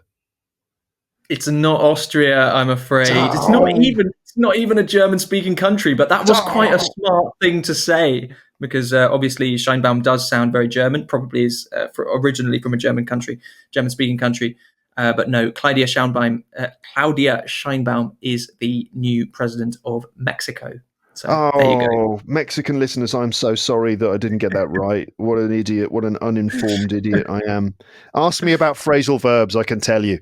But the president of Mexico, I'm sorry I fall down on that one. One good thing about these world news quiz episodes is that you get to say sorry to all of your different sections of audience in the world. It's like just very English, isn't it, this? Sorry, everyone. Sorry. Happy New Year. Sorry. Okay, Luke, you've got 8.5 out of 15. It's not looking good. Slightly above half, but there we go. Okay, number 16. Okay, to which Caribbean country has Kenya sent its police force to try to help fight against gang violence? So this is a country with lots of a big problem of gang violence in the Caribbean, and Kenya is leading a task force, and it sent its police force to help fight against gang violence in this country. What country is that? Oh my gosh. Oh my goodness. Right, I'm just thinking of like Caribbean countries where there might be gang violence. Haiti, possibly Jamaica, because I know that you get rude boys in Jamaica and there's a bit of gang related stuff, I think, there. And recently they dropped out of the Commonwealth, I think, which might account for why Kenya are stepping in to assist them, if it is them. Could it be Haiti? Barbados, for some reason I imagine that Barbados is relatively stable. It's sort of a tourist destination for a lot of Brits and stuff. Where else? I mean, there are other Caribbean places, Trinidad and Tobago, and Cuba. Is that considered to be part of the Caribbean? Yes. But they're not going to Kenya aren't going to be stepping in Cuba. Puerto Rico, but that's America who's really going to be involved in that. United States. Oh, I don't know, Stephen. I'm going to go for Jamaica just because I know that they have had gang related issues there, and not being in the Caribbean, not being in the Commonwealth would mean that maybe another nation might be sort of stepping in to help out rather than a Commonwealth nation like Britain, of course. So Jamaica. It's not Jamaica, I'm afraid. I'm really sorry, but it's actually the first country that you said. Haiti. It is Haiti. Yeah, Haiti. What a shame. It is Haiti. Actually, I've kind of broken the original rule that we said at the beginning here, because I know I said that most of these questions were going to be all of these questions were going to be kind of lighthearted, but actually the situation in Haiti is really terrible. Like, they've got really bad gang violence controlling so much of the country, and that's the reason that Kenya has sent its police force to try and help out, to try and stabilize the situation. So yeah, that was Kenya sending its force to Haiti, and I'm afraid that means you are now on 8.5 out of 16. You're still just above 50%, but I've got a good feeling you're gonna pick it up with question 17. Okay. Okay, question 17 is on December the 4th. Look at that, we're in the final stretch. What record high price did Bitcoin pass on December the 4th? So a particular milestone price that Bitcoin has just passed a couple of weeks ago. Oh, I've got no idea about cryptocurrencies or Bitcoin, the value of Bitcoin. I don't know what is considered to be a good value for Bitcoin or not. Some of my listeners are going, Luke, you should invest in crypto. Because sometimes I do get messages from people telling me that I need to be investing in cryptocurrencies. And I know it's like a big thing for some people, but it's just, I mean, I'm I've never really been interested in that kind of thing. Well, so Luke, I have no idea. Neither am I, and neither have I. I don't know anything about cryptocurrencies either. Nothing at all. But this was in the news because it was a particular, specifically, round number, high price that one Bitcoin has passed. I don't know if it's a currency that's similar in value to, let's say, the pound or the euro, where it might be like $1, one Bitcoin is considered to be good, or if that's really terrible. Some people who know about this are listening to me going, "Oh, it's just $1. That'd be ridiculous." So I don't know. I've got absolutely no frame of reference for what is considered to be high value or low value of a Bitcoin. Zero idea. And this story did not reach me. No. So I've got no clue. If a Bitcoin is like closer to a Japanese yen, where it's like kind of in the hundreds per pound, or whether it's closer to a pound or a dollar or something, I don't know. $1. $1. Say $1. Yes. The answer is not $1. It's not $1, I'm afraid. So you've got this question wrong. However, it could be. So, I mean, currencies have all the kinds of values. No, the record high price for one Bitcoin that was passed on December 4th was $100,000. So one Bitcoin is worth $100,000. In fact, right now it's probably a little bit more than that, I think. We're recording on the 18th of December. So there you go. It's a little bit more than $100,000 right now. A few years ago, it would have been $1, I think. I can't remember. Maybe. Really? Do you know what it started at? Don't know, but less than that. I don't know whether it's had a specific value that it started at. Probably didn't. God, this really is a question where all of the people that own Bitcoin are going to be listening, going, God, well, listen to these guys talking about something they have absolutely no idea what they're talking about. No clue. Yeah. No. Yeah. Same. No clue. Yeah. So sorry to all the people who thought were hoping that I was like a Bitcoin bro. And that I would know all about that, but sorry, completely clueless on that subject. January 2009 appears to be when Bitcoin was first introduced, and at that time it was worth basically nothing. And then it kind of rose over the first 4 years, all the way up to about $1,200. At the end of 2013, it dropped in 2014, then picked up again, in 2017, and just rose and rose and rose up until the end of 2017, where it dropped again a little bit. But in 2017 December, it was nearly $20,000, and it dropped all the way over the next 12 months down to $3,300. But by the middle of the next year, 2019, it was back up to 10,000 and ended the year at nearly 20,000 again. And then, pow, just in about 2 months, less than 2 months, Bitcoin rose to 41,000 at the beginning of January 2021.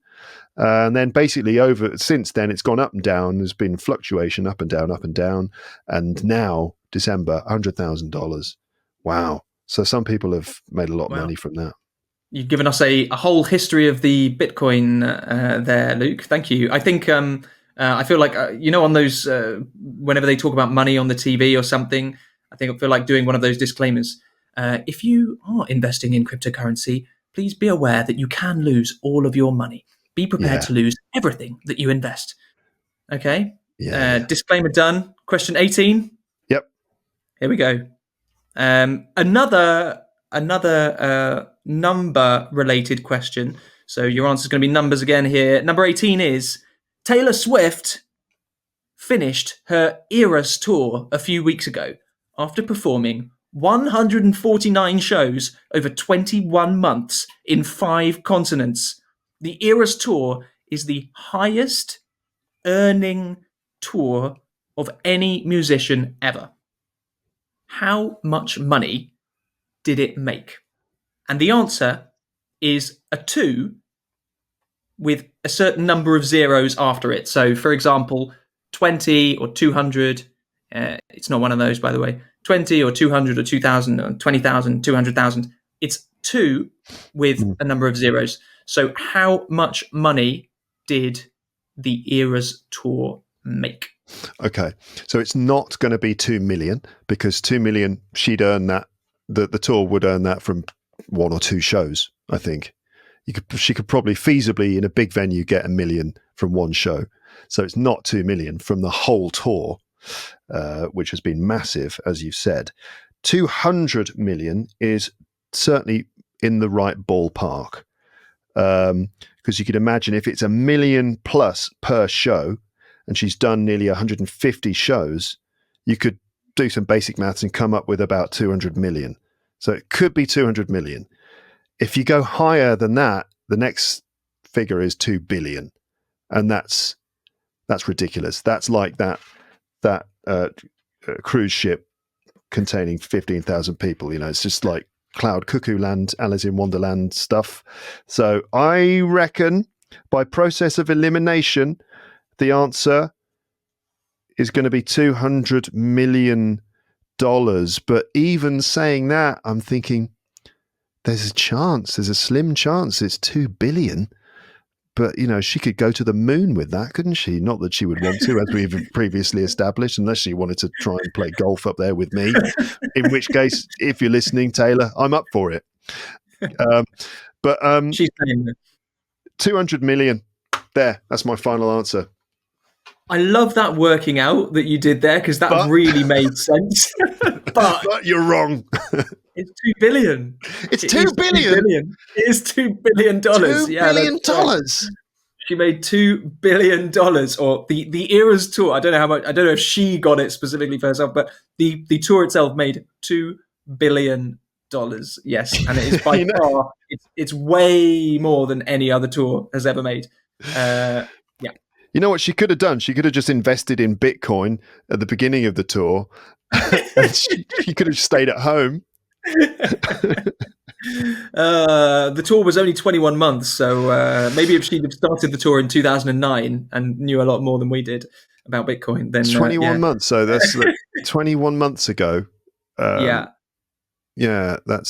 like, when was that then? Sort of March or something of 2022. Exactly. 2023. 2023. All right. So let's say March 2023. Bitcoin bottomed out at $20,000 per Bitcoin in March. So if she'd invested, I don't know, do the maths, if she'd invested just some of the money that she spent in probably the plane tickets, she could have just stayed at home and recorded lots of albums instead of going out on tour. But no, where's the fun in that, of course? Millions of people have enjoyed those Taylor Swift concerts. Apparently, 10 million, in fact. Apparently it's amazing. My daughter's a huge fan of Taylor Swift. She's a big Swiftie. Yeah. There's a lot of them.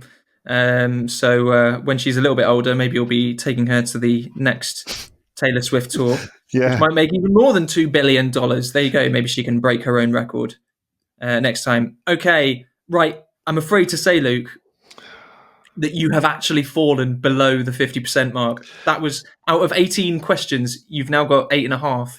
So you've gone just underneath. So I dropped below my self-imposed pass mark of 60%, and I've now dropped below the general dignity level of 50%, and I'm into the sort of the kind of F range of this. We're in the 40 somethings.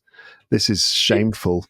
It's difficult. It's a hard quiz. I think this might be the hardest one that I've done so far. But anyway, here we go. Let's see if you can boost your score with number 19. Here we go. Okay. In November, Australia's parliament voted to make Australia the first country to make which limit to social media? The new law will come into effect next year. So, Australia's parliament has voted to make a particular limit on social media, something which will limit the use of social media. What law is that? And it's going to come into effect next year. I'm going to just cut straight to the chase here and say that they're banning TikTok. No, it's not that. It's not that. I'm sorry. It's not that. All right. Okay. They're limiting cat videos because they're too many, and it's damaging the infrastructure of Australia's internet connection. It's like too many cat videos, mate. I've no idea, but it's okay. They're not banning TikTok. I know some places are considering doing that. In fact, the United States, if nothing changes over the next 2 months, the United States is banning TikTok. Right. So maybe you've heard of that one. Okay, so I'm not too far away from the truth then. But yeah, okay. What's Australia doing to limit to control or limit social media? They have become the first country in the world to ban under 16-year-olds from social media. Oh, okay. So, okay, fair dues.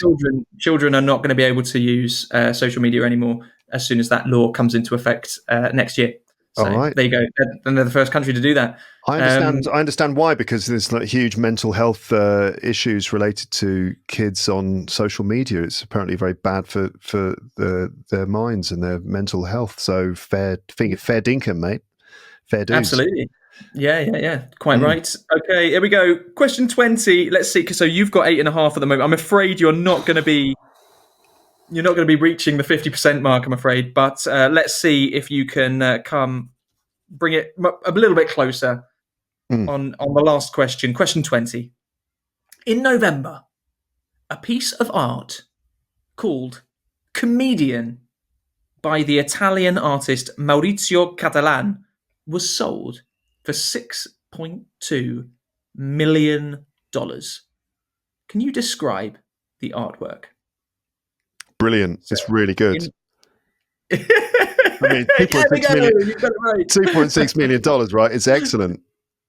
Or either that, or it's just fine, because maybe it's fine art, which I always love that. I love the term fine art. It's like, what do you think of this art? Yeah, it's fine.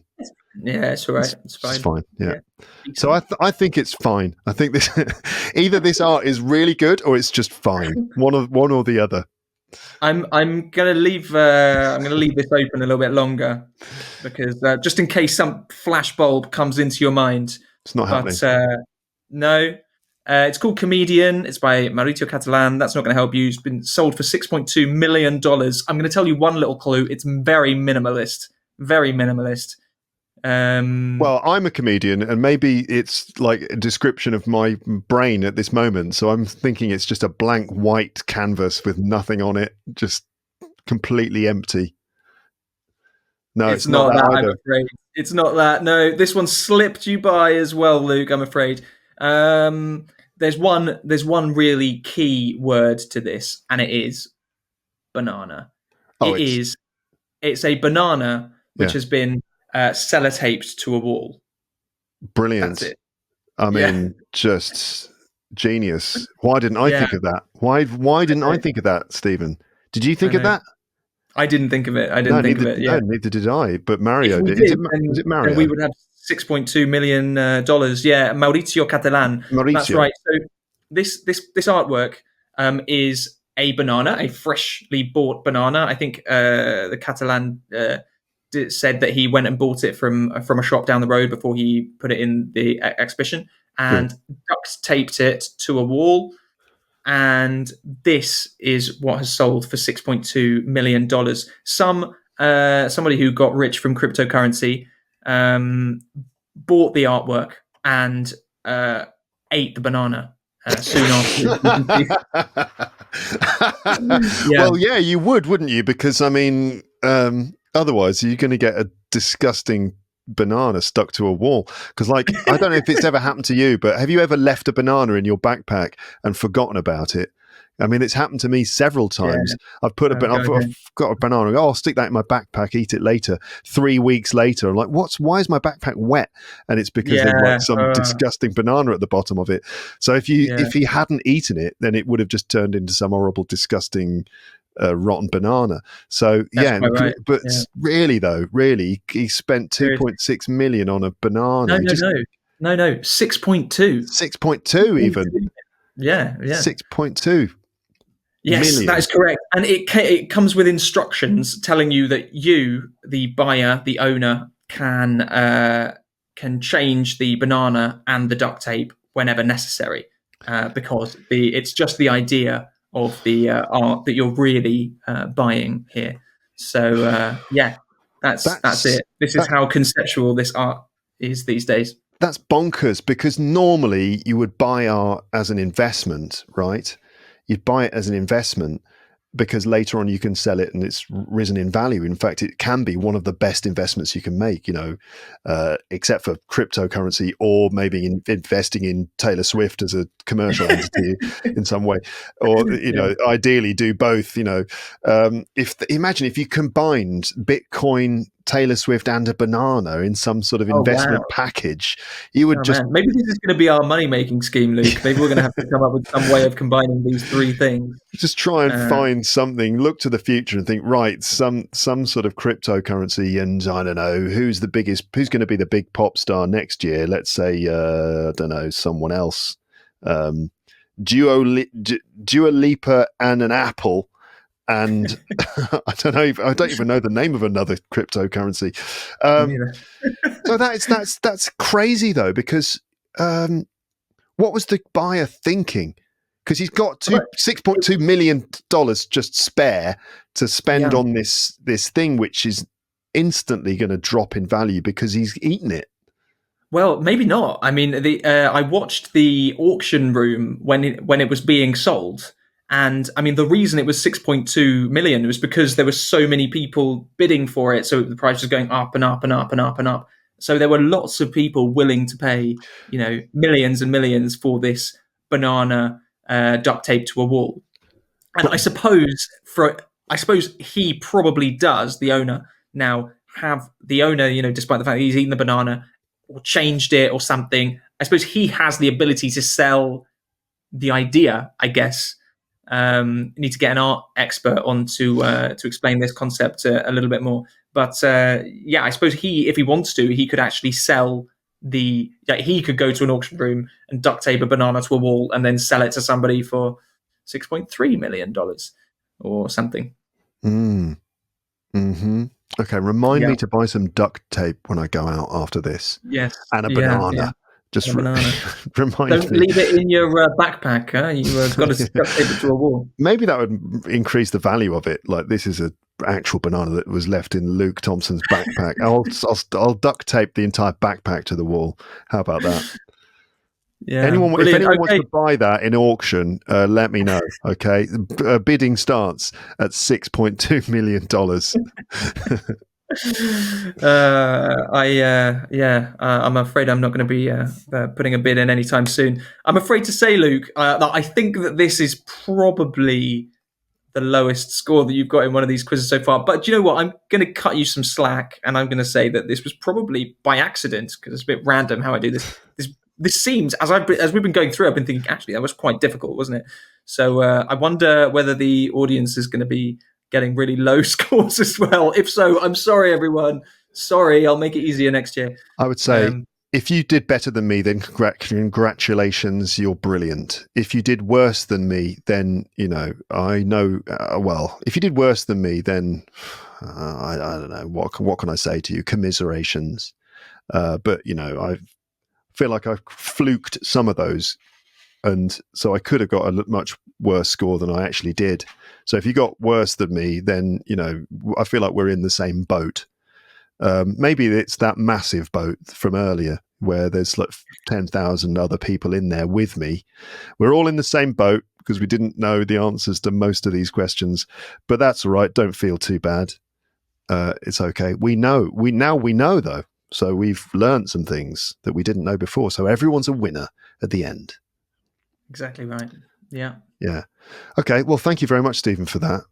And that was good fun. I enjoyed that. I enjoyed that little tour of the world. And we learnt some interesting factoids. I hope so. Stuff. And I hope it's given you some good vibes about 2024. That's made you rekindle some good memories about being in Paris during the Olympics and having a Mac so that you didn't have to suffer through that Windows crisis in July or whatever it was. Yeah. I hope it's given you some good memories of 2024. Yeah, it did. Thank you very much for that. And all right, good.